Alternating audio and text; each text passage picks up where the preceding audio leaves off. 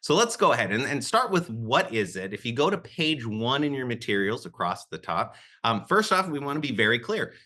When we say Reg CC in our industry, of course, in the regulatory world, it's like we're drinking from this big bowl of alphabet soup, and we're getting all of these letters thrown at us, whether it's Reg D or whether it's Reg X or all of these different regs.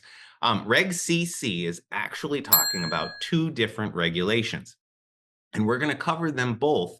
But we're going to focus on the first one. So let's talk about the Expedited Funds Availability Act, because that's what most people think about when they're thinking Reg CC. And that rule is the one that I was telling you about that was passed, back in the 80s. And it is all about when funds need to be made available. Okay. And so it set these standard requirements. Now, what we're going to find out is that our industry has actually shot way past the requirements in this reg, which has kind of made the rule a little more confusing to understand. But just understand that you may be processing things on a daily basis far faster than what the Expedited Funds Availability Act set as that standard. And since you do, there are special disclosures you're going to have to make, and there's special ways you have to handle things. But we'll get to that in just a moment. I also wanted to talk about the Check Clearinghouse for the 21st Century Act, or the Check 21 rules.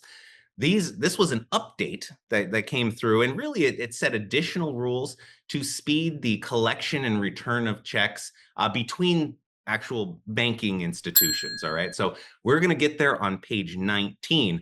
Just understand that when people talk about Reg CC, it really kind of ropes in both the Expedited Funds Availability Act and those Check 21 rules that came around a little bit later. We're going to focus mostly on the consumer facing side for the Expedited Funds Availability Act. But there are some things you need to know under Check 21 as well to make sure you're doing that correctly. So we'll cover that later in the program as well.